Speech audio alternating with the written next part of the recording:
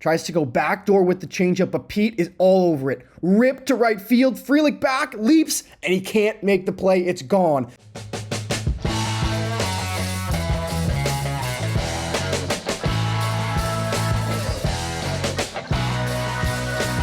Hello, everybody, and welcome back to another episode of the Bobby Valentine Sports Show. I'm your host, Frank Rampin. The MLB postseason is here. The wild card round just wrapped up last night, and wow, what a round that was. The playoffs are officially here, into the divisional round now. Going to be great for the next around a month, a little bit less. So let's dive into the wild card round recap.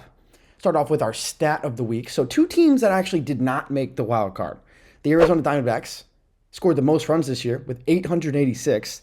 And the Seattle Mariners allowed the fewest runs with 556. So shows you that only good pitching and only good hitting is only going to get you so far. You need to have a combination of both. Both the teams missed the playoffs. There have been 12 wild card series since they changed it from a wild card game to a wild card series back in 2022. 12 of them.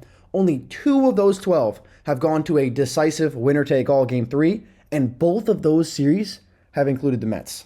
And Jackson Chourio had an unbelievable Wednesday night.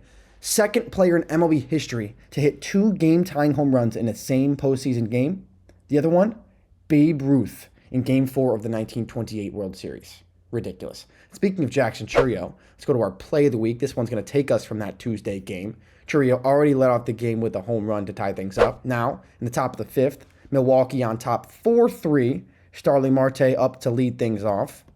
The 1-0 pitch cracked in the air deep to left field. Chourio, the 20-year-old phenom, back to the wall at the track and makes an unbelievable leaping catch to take away at least extra bases. I think this was going to get out. What a play from the youngster. 2 years younger than me. He's younger than my younger brother. 2 home runs in a postseason game and a robbed home run. How about that for Jackson Chourio? He stated his rival very loudly on Tuesday. So speaking of this series, I said it earlier, only 2 of the 12 wildcard series since they changed it from a game have gone to 3 games, so decisive Game 3, winner take all. Both of them including the Mets. So last night, Mets-Brewers, after that wild Jackson Chourio Game 2, tied things up at 1. They go to Game 3. So Mets-Brewers last night, got the Darryl Strawberry jersey on for this one. Great starting pitching matchup between the 2 starters. Jose Quintana for the Mets and Tobias Myers. They both go scoreless through 6, and this is the 4th winner-take-all game in postseason history that goes scoreless through 6 innings. But so we're going to pick things up in the bottom of the 7th. Jose Butto, the new pitcher in for the Mets. Jake Bauers, pinch hitting, works the count to 3-2 and detonates a changeup into the second deck. Pinch hit home run, puts the Brewers on top. First pinch hit home run to put a team in the lead in a winner-take-all postseason game in the history of the MLB playoffs. So what a swing from Jake Bauers, bat flipping, getting the folks in Milwaukee going. Huge swing, Brewers on top 1-0. Next batter, Sal Frelick, the Boston College product. After the crowd is still going nuts, Willy Adames, William Contreras. So like I said, Sal Frelick the next batter, the Boston College product. First pitch he sees, turned on, another one into the right field section, second deck. Unbelievable. Back-to-back pitches over the fence. Brewers on top 2-0. Look at that one soar from Sal Frelick. Absolutely crushed it. What a swing that was. He's fired up in the dugout. They're going crazy. First postseason home run for Sal Frelick. 2 pitches off of Jose Butto, 2 bombs. Brewers on top 2-0. So that's how the score stays all the way until the top of the 9th inning. All the way to the top of the 9th inning. And you know what's going to happen there. The Milwaukee Brewers are going to bring in their stud closer with the trusted airbender changeup, Devin Williams. And going into this 9th inning, the Mets had 2 hits. 2 hits for the Mets. Both of them by Francisco Lindor. They had 29 consecutive scoreless innings in winner-take-all postseason games going into the 9th inning. That's the longest streak in winner-take-all postseason games in the history of baseball. They had a 7% chance to win this game, the Mets did. So here comes Lindor facing Devin Williams. And of course, the Mets captain, their leader, works the 3-2 count and takes a fastball off the plate. Does not go, says the third base umpire. Mets have a leadoff base runner. And of course, it's Francisco Lindor. So Milwaukee, Great American Family Field on its feet. 0-2 pitch to Brandon Nimmo, the next batter. Rips one back up the middle, past the dive of Terang at second, into right center field. So now first and third after Vientos struck out for the first out. First and third with one out for the Mets. And that's going to bring up Pete Alonso. Pete Alonso coming into the ninth inning in this at-bat. 5 for his last 41. Good for a 122 batting average since September 19th. So Pete, biggest at-bat of his life, possibly his last at-bat as a Met, as they're down 2 here in the top of the ninth with one out. And this is his last, or he's under contract after the season. So this could potentially be Pete Alonso's last Met at-bat. So Pete Alonso works a count to 3-1. Devin Williams gets set. The pitch.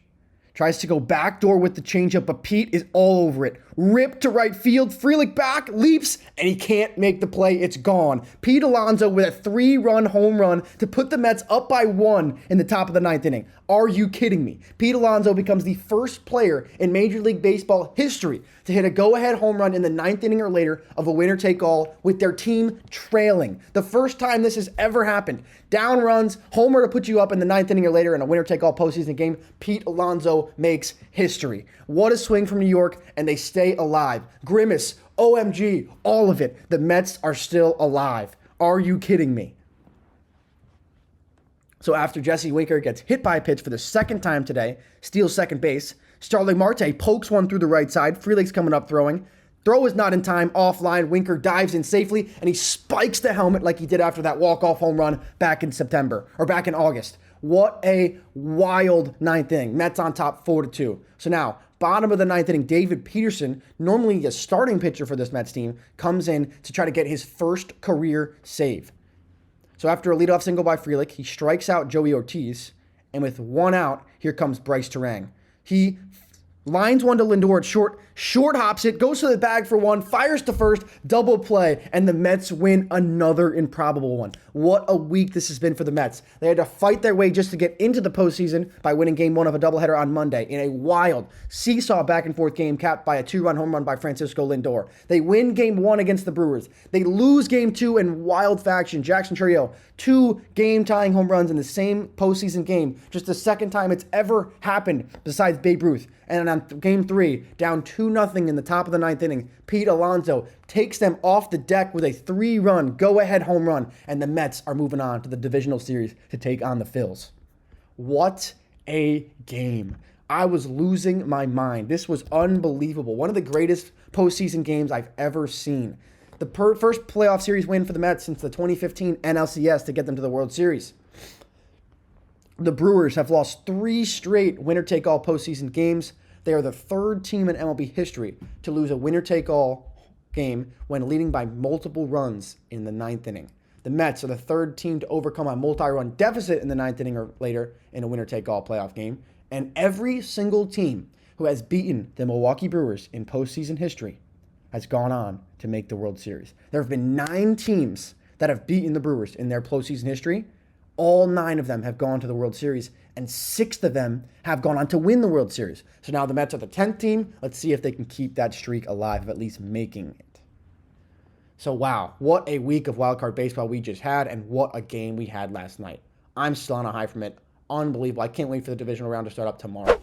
So the Yankees, going into the divisional round prediction here. A little wildcat recap divisional round prediction. So the Yankees, they will play the Royals in the American League Divisional Series. Should be an interesting series between them 2 teams. Royals, young team with a bunch of good arms. Yankees always got that dud in the lineup. So we'll see what happens there. The Baltimore Orioles season comes to an end. They got swept by the Royals in the wild card round. They lost game 1, 1-0, and they lost game 2, 2-1. So only 1 run scored in 2 postseason games. They've lost 10 straight postseason games since 2014, the longest active streak in baseball, and also the longest in franchise history. They're also 1-10 in their last 11 postseason games when their opponent scores first, 0-11 when trailing by 9th in a playoff elimination game. So offense really has been stagnant in the playoffs as of late. They're the 3rd team since 2000 to lose first 2 postseason games by 1 run. And speaking of 1-run playoff losses, 49% of the Baltimore Orioles postseason losses are by 1 run. That's the highest percentage in postseason history. Corbin Burns, did throw a gem in Game 1, becoming the first pitcher in the MLB to throw into the ninth inning of a playoff game since Framber Valdez back in 2021. And Cedric Mullins was the guy who had that one run, driven in with a solo home run, game-tying home run in Game 2, the first Oriole to hit a game-tying home run in a postseason game since Adam Jones back in the 2014 ALCS, also against this Kansas City Royals team. So it should be a good matchup between the Royals and the Yankees. Just mentioned the Orioles snapping out. So the Phillies, talked about them a little bit. This will be the first time ever that the longtime division rival Mets and Phillies will play each other in a postseason series, which is kind of crazy to me. The most played matchup in the regular season between two teams since the Mets joined the league in 1962 to not meet in the playoffs. The Phillies this year, though, their starting pitching has been what really has saved them. Their hitting has gone up and down, but their starting pitching. 80 quality starts this season in the regular season. That's the most in the National League. Probably the second best pitching staff in all of baseball. Best in the National League, only behind Seattle. And the Atlanta Braves, they got swept by the Padres in the wild card round. They lost 4 of their last opening series in the postseason. They're 2-8 in their last 10 games. And the Braves and Mets, like I mentioned earlier, had to play that crazy doubleheader on Monday. The Braves and the Mets are both the first teams in the history of baseball to play a doubleheader the day after a postseason game the day after a doubleheader. The only bright spot in this Braves-Padres series for Atlanta was Michael Harris going 5 for 8 with 2 extra base hits in the first 2 wildcard games, so that was good, but they really got worked. The Mets end up winning a wild Game 3 last night. That was our game of the week. 5 runs in the 5th inning with 2 outs in Game 1 to come back and win 8-4, and that's the most in a postseason game since 2006 versus St. Louis. And I showed you what happened last night. Mets come back again, and man, the magic is in the air. Grimace, OMG. You saw Pete Alonso with the playoff pumpkin last night.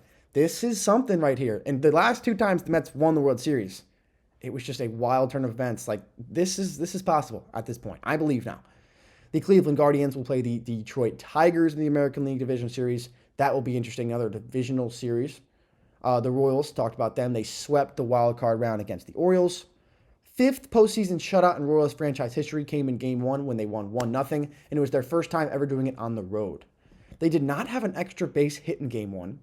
Only 31 batters came to the plate. That's only 4 more than the minimum of 27, and they still won the game. They're the first team in postseason history to do both, not have an extra base hit, and have 4 or less batters over the minimum come to the plate and still win a postseason game. They're the 7th team to win each of their first 2 postseason games by 1 run since 1969, and Cole Reagan threw a gem in Game 1. Did leave the game early with calf cramp, so that's something to keep an eye out for. 6 innings pitched, 4 hits, no walks, 8 strikeouts in a win he got in Game 1. He's the 5th Royal with a playoff start of 6 or more scoreless innings, and the first since Edinson Volquez back in the 2015 ALCS Game 1. And Bobby Witt, of course, he's going to be the star of the show when the Royals win a playoff game. At 24 years old and 109 days, the youngest Royal with a postseason RBI since the 1978 ALCS. That was Clint Hurdle. And Bobby Witt Jr. just had 2 of the Royals' 3 RBIs in the series, right? He had a game-winning RBI in the first game and in the second game. Second player ever to have a game-winning RBI in each of his first 2 games of a postseason, joining Jimmy Fox. And it's the first playoff series with a win since the 2015 World Series, which the Royals won. And they're the second ever playoff series to win, second ever team to win a playoff series after losing over 100 games the year before, joining the 2020 Marlins. And the Detroit Tigers still riding that unbelievable wave that they took since August 11th, sweeping the Astros in the wild card round, the 4th sweep in franchise history. And the other 3 times that they swept somebody in the playoffs, they ended up making the World Series. First time was in 1984 when they won the World Series, 2006 and 12 when they lost. And Tariq Skubal, unbelievable, ended up winning the Triple Crown in the American League and became the first Triple Crown winner to win his first playoff start since Sandy Koufax back in 1963. And Skubal was great. 6 innings pitched, no runs, 1 walk, 6 strikeouts in his win. First Detroit pitcher to throw a scoreless start in their postseason opener. And A.J. Hinch, the new manager of the Tigers, been there for a few years now, beats his former team. A.J. Hinch won the World Series with the Astros back in 2017. He was fired after the cheating scandal, but ended up getting a new job in Detroit, coming back into Minute Maid Park and beating the Astros. Unbelievable. And he's only the 3rd manager to face their former team after winning the World Series with that team. The first one was Billy Martin when he came back to coach the A's, lost to the Yankees in 1981. Terry Francona with the Indians lost to the beats the Red Sox, in 2016, and then AJ Hinch just beat the Astros this year. Wild. And in game 2, to complete the sweep, they rallied to come back and win in the 8th inning off of Josh Hader. Andy Ibanez hit a bases-clearing double to put the Tigers up by 3, and it was the first go-ahead pinch hit in Tigers postseason history. 26-man roster of the Tigers, right? The 26-man roster of this Tigers wildcard team is making $18.8 million total. Josh Hader is making 19, and Josh Hader blew the series against them, allowed Andy Ibanez to hit the first go-ahead pinch hit in Tigers postseason history, 3-run RBI double, and the Tigers never looked back. So they will face Cleveland, and that will be interesting because of a division matchup. There are 2 of those.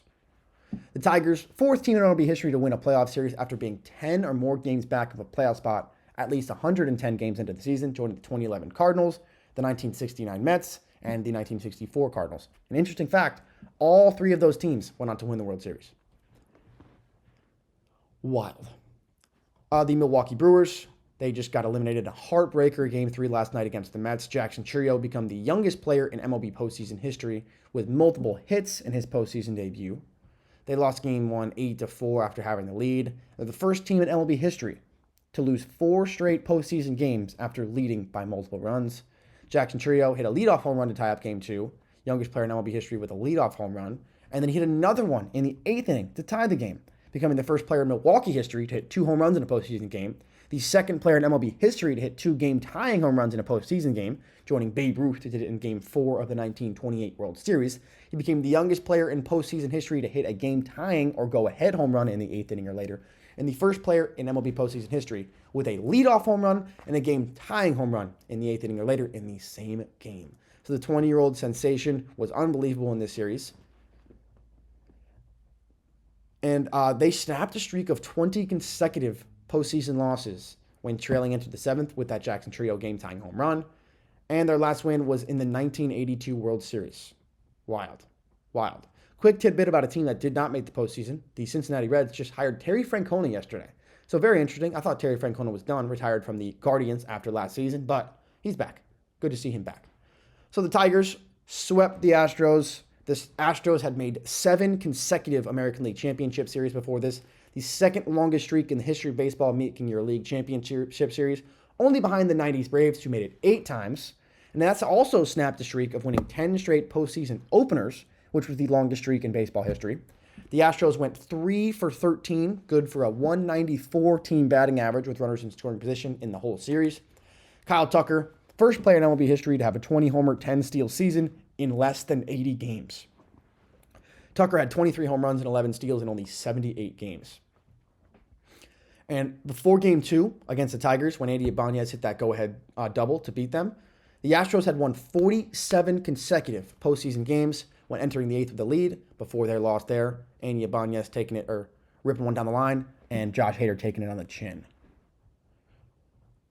And to wrap things out here with the NL West, the Dodgers, they're going to play the Padres in the National League Divisional Series. We're going to see Shohei Ohtani in the playoffs for the first time ever. It's going to be unbelievable, must-watch TV. But they will be taking on the Padres, like I mentioned. They just swept the Braves in the wild card round. Michael King threw an absolute gem in Game 1 of this series. 7 innings pitched, 5 hits, no walks, 12 strikeouts in the win. That's the second most strikeouts in a game in Padres postseason history, only behind Kevin Brown's 16 back in 1998. Michael King is the 5th pitcher in playoff history to have a 10 strikeout, 0-run, 0-walk game. The Padres are the first team ever in the playoffs to have a 15 strikeout shutout with no walks in the postseason. And King, first pitcher with 12 Ks, no runs, and 0 walks in their first postseason start. Unbelievable. Really incredible start for Michael King. Fernando Tatis Jr. is absurdly hot, homered on the first pitch he saw in this series. Jackson Merrill became the youngest Padre with a playoff hit, and also the first Padre rookie with multiple extra base hits in a postseason game. And Kyle Higashioka homered in both games in this wildcard series. Became just the 4th catcher ever to hit a home run in their first 2 postseason games ever. Mickey Cochran did it in 1930 for the Philly A's. Javi Lopez did it in 2002. Benji Molina did it in 2005. And now Kyle Higashioka. Manny Machado just tied Tony Gwynn for the most postseason RBIs by a Padre with 11. And in Game 2, they scored 5 runs on 6 2-out hits in the second inning.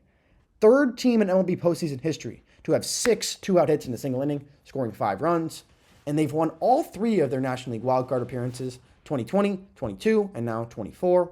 And it's their third NLDS appearance in the last 5 years. They're going to play the Dodgers, and they won the season series 8 games out of 13 this year against the Dodgers, the first time they won the series in 10 years. So, going to be very interesting to see what happens as we move on through the postseason. What a wild card weekend it was, or I guess week. We'll head into the weekend looking for the divisional series. Going to be unreal. Can't wait for that. Potential I get out to Citi Field for Tuesday, the first game back at Citi.